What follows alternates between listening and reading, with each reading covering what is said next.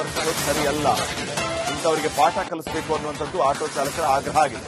Auto ಚಾಲಕನ ಮೇಲೆ ಹಲ್ಲೆ ಖಂಡಿಸಿ ಪ್ರತಿಭಟನೆ ಕೂಡ ನಡೆಯುತ್ತೆ. ಇವತ್ತು 12 ಗಂಟೆಗೆ ಫ್ರೀಡಂ ಪಾರ್ಕ್ ಅಲ್ಲಿ ನೂರಾರು ಆಟೋ ಚಾಲಕರು ಈ ಪ್ರತಿಭಟನೆಯಲ್ಲಿ ಭಾಗಿಯಾಗುವ ಸಾಧ್ಯತೆ ಇದೆ. ಕ್ಷಮೆ ಕೇಳಿದ್ರೂ ಈ ಘಟನೆಯನ್ನ ಖಂಡಿಸುತ್ತೇವೆ. ಮುಂದೆ ಇಂತಹ ಘಟನೆಗಳು ಮರುಕಳಿಸಬಾರದು. ರಿಪಬ್ಲಿಕ್ ಕನ್ನಡಕ್ಕೆ ಆಟೋ ಚಾಲಕರ ಸಂಘಟನೆ ಈ ಬಗ್ಗೆ ಮಾಹಿತಿಯನ್ನ ಕೊಟ್ಟಿರೋದು. ಆ ಮಹಿಳೆ ಕ್ಷಮೆ ಕೇಳಿದ್ರೂ ಕೂಡ ನಾವು ಪ್ರತಿಭಟನೆ ಮಾಡ್ತೀವಿ.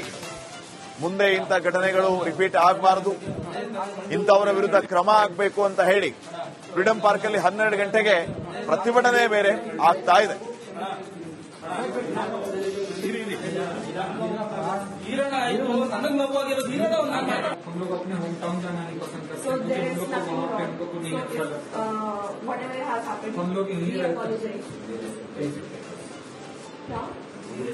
We respect every auto driver, cab driver, or BMTC driver. She is like brother.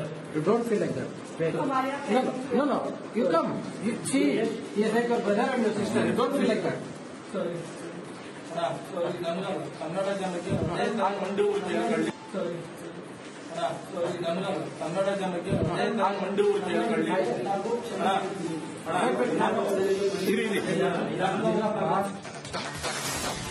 ಸರಿಯಲ್ಲ. ಇಂಥವರಿಗೆ ಪಾಠ ಕಲಿಸಬೇಕು ಅನ್ನುವಂಥದ್ದು ಆಟೋ ಚಾಲಕರ ಆಗ್ರಹ ಆಗಿದೆ.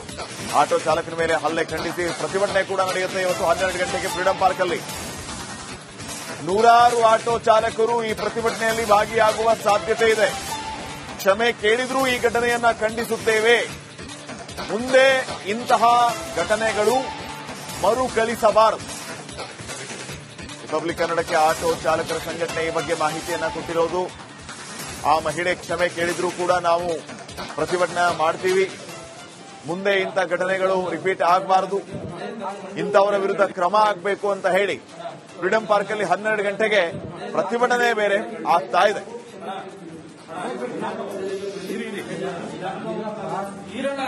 ನನಗೆ ನೋವಾಗಿರೋದು ಹೀರೋಣ हम लोग अपने होम टाउन जाना नहीं पसंद करते, हम लोग को वहाँ पे हमको नहीं अच्छा लगता. हम लोग यहीं रहते. We respect every auto driver, cab driver, or BMTC driver. She is like brother. You don't feel like that. Wait. No. You come. She is like your brother and your sister. You don't feel like that. Sorry.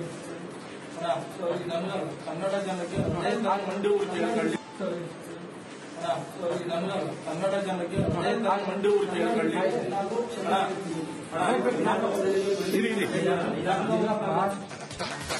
ಗಮನಿಸ್ತಾ ಇದ್ದೀವಿ, ಈ ಮಹಿಳೆ ಬೇರೆ ರಾಜ್ಯದಿಂದ ಬಂದು ನಮ್ಮ ರಾಜ್ಯದವರ ಮೇಲೆ ಹಲ್ಲೆ ಮಾಡಿದ್ರೆ ನಾವು ಸುಮ್ಮನಿರ್ತೀವಾ ಅನ್ನುವಂತ ಆಕ್ರೋಶವನ್ನ ಆಟೋ ಚಾಲಕರು ವ್ಯಕ್ತಪಡಿಸಿದ್ರು. ಆದ್ರೂ ಕೂಡ ಆ ಆಟೋ ಚಾಲಕ ಸೌಜನ್ಯದಿಂದಲೇ ಮಾತಾಡ್ತಾರೆ. ಸೌಜನ್ಯದಿಂದ ಮಾತಾಡೋದು ಬಿಟ್ಟು ಪ್ರತಿಯಾಗಿ ಈ ರೀತಿ ಚಪ್ಪಲಿಯಿಂದಾನೇ ಹೊಡೆಯೋದಕ್ಕೆ ಮುಂದಾಗಿದ್ದು, ಹೊಡೆದಿದ್ದು ಇಡೀ ರಾಜ್ಯದಲ್ಲಿ ಆಕ್ರೋಶಕ್ಕೆ ಕಾರಣ ಆಗಿತ್ತು. ಬೆಂಗಳೂರಿನಲ್ಲಿ ಆಟೋ ಚಾಲಕರು ವಿರುದ್ಧ ಸಿಡಿದೆದ್ದಿದ್ರು. ಇಂಥವರ ವಿರುದ್ಧ ಕ್ರಮ ಆಗಲೇಬೇಕು ಅಂತ ಆಗ್ರಹಿಸಿ ನಿನ್ನೆ ಕಂಪ್ಲೇಂಟ್ ಕೂಡ ಕೊಟ್ಟಿದ್ದು, ಎಫ್ಐಆರ್ ಕೂಡ ಆಗಿತ್ತು. ಈಗ ಆ ಮಹಿಳೆ ಕ್ಷಮೆ ಕೇಳಿರೋದು. ಈ ಕಡೆ ದೃಶ್ಯಗಳಲ್ಲಿ ತಾವೇನು ಗಮನಿಸ್ತಾ ಇದ್ದೀರಿ, ಗಂಡ ಹೆಂಡತಿ ಇಬ್ರು ಬಂದು ಆಟೋ ಚಾಲಕರ ಮುಂದೆ ಮಂಡಿ ಊರಿದ್ದಾರೆ, ಕ್ಷಮೆ ಕೇಳಿದ್ದಾರೆ, ನಮ್ಮಿಂದ ತಪ್ಪಾಯಿತು ಅಂತ ಕೇಳಿಕೊಂಡಿದ್ದಾರೆ. ಆದರೆ ಇಷ್ಟಕ್ಕೆ ಸಾಕ? ಯಾಕೆಂತಂದ್ರೆ ಈ ರೀತಿಯ ಘಟನೆಗಳು ಮತ್ತೆ ಮತ್ತೆ ಮರುಕಳಿಸ್ತಾ ಇರುವಂತದ್ದು ಇದು ಆಗಬಾರದು. ಇವ್ರು ಎಷ್ಟು ದಿಮಾಕು, ಎಷ್ಟು ಸೊಕ್ಕು ಅಂತಂದ್ರೆ ಆಯ್ತು, ಎಲ್ಲೋ ಲೋಪ ಆಗಿದ್ರು ಕೂಡ ಈ ರೀತಿ. ನಮಸ್ಕಾರ, ರಿಪಬ್ಲಿಕ್ ಕನ್ನಡ ನ್ಯೂಸ್ಗೆ ಸ್ವಾಗತ. ನಾನು ಶ್ರೀಪಾದ್ ಪಾಟೀಲ್. ಆಟೋ ಚಾಲಕನಿಗೆ ಚಪ್ಪಲಿಯಿಂದ ಹಲ್ಲೆ ಮಾಡಿದ ಪ್ರಕರಣದ ವಿಚಾರಕ್ಕೆ ಸಂಬಂಧಪಟ್ಟಂತೆ ಆಟೋ ಚಾಲಕರ ಆಕ್ರೋಶಕ್ಕೆ ಹಿಂದಿ ಲೇಡಿ ಮಣಿದಿರೋದು. ಚಾಲಕನ ಕಾಲಿಗೆ ಬಿದ್ದು ಮಹಿಳೆ ಕ್ಷಮೆ ಕೇಳಿದ್ದಾರೆ, ನನ್ನಿಂದ ತಪ್ಪಾಯಿತು ಅಂತ ಕ್ಷಮೆ ಯಾಚಿಸಿದ್ದಾರೆ. ಆಟೋ ಡ್ರೈವರ್ ಬಳಿ ದಂಪತಿ ಕ್ಷಮೆ ಯಾಚಿಸಿರೋದು. ನಿನ್ನೆ ಬೆಳ್ಳಂದೂರು ಠಾಣೆಯಲ್ಲಿ ಈ ಬಗ್ಗೆ ಎಫ್ಐಆರ್ ಕೂಡ ಆಗಿತ್ತು. ಬಿಹಾರ ಮೂಲದ ದಂಪತಿಯಿಂದ ಈಗ ಕ್ಷಮೆ ಯಾಚನೆಯಾಗಿದೆ. ನಿನ್ನೆ ಆಕ್ರೋಶಕ್ಕೆ ಕಾರಣ ಆಗಿದ್ದಂತಹ ಒಂದು ವಿಡಿಯೋ ಎಲ್ಲ ಕಡೆ ಸಿಕ್ಕಾಪಟ್ಟೆ ವೈರಲ್ ಆಗಿತ್ತು. ಮಹಿಳೆಯೊಬ್ಬರು ಆಟೋ ಚಾಲಕನಿಗೆ ಚಪ್ಪಲಿಯಿಂದ ಥಳಿಸೋದು, ಇದು ಆಕ್ರೋಶಕ್ಕೆ ಕಾರಣ ಆಗಿದ್ದ ವಿಚಾರ. ಈಗ ಆ ಮಹಿಳೆ ಕ್ಷಮೆ ಕೇಳಿದ್ದಾರೆ. हम लोग यहीं रहते. respect every auto driver, cab driver, or BMTC driver. She is like brother. You don't feel like that. No. You come. She is like your brother and your sister. You don't feel like that. Sorry. Kannada ಜನಕ್ಕೆ ನಾನು ಮಂಡಿ ಊರು ಕೇಳಕೊಳ್ಳಿ. Sorry. Kannada ಜನಕ್ಕೆ ನಾನು ಮಂಡಿ ಊರು ಕೇಳಕೊಳ್ಳಿ.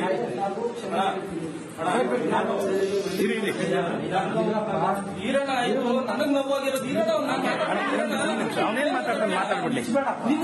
ಅದೇ ನಾನು ಹೇಳ್ತೀನಿ.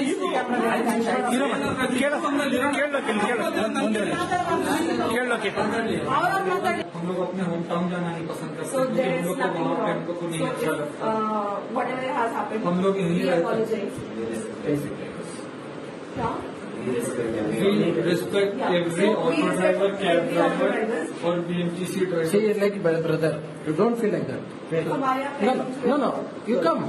She is like your brother and your sister. You don't feel like that. Sorry. Kannada ಜನಕ್ಕೆ ನಾನು ಮಂಡಿ ಊರು ಕೇಳಕೊಳ್ಳಿ. Sorry. ಕನ್ನಡ ಜನಕ್ಕೆ ನಾನು ಮಂಡಿ ಊರು ಕೇಳಕೊಳ್ಳಿ.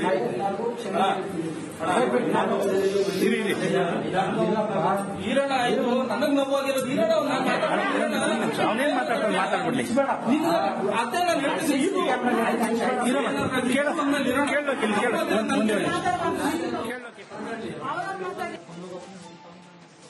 ನೋಡಿ, ಆಟೋ ಚಾಲಕನ ವಿರುದ್ಧ ನಿನ್ನೆ ಈ ಮಹಿಳೆ, ಈ ಕಡೆ ತಾವೇನು ದೃಶ್ಯಗಳಲ್ಲಿ ಗಮನಿಸ್ತಾ ಇದ್ದೀರಿ, ಚಪ್ಪಲಿಯಿಂದ ಹಲ್ಲೆಯನ್ನ ಮಾಡಿದ್ದು ಆಕ್ರೋಶಕ್ಕೆ ಕಾರಣ ಆಗಿತ್ತು.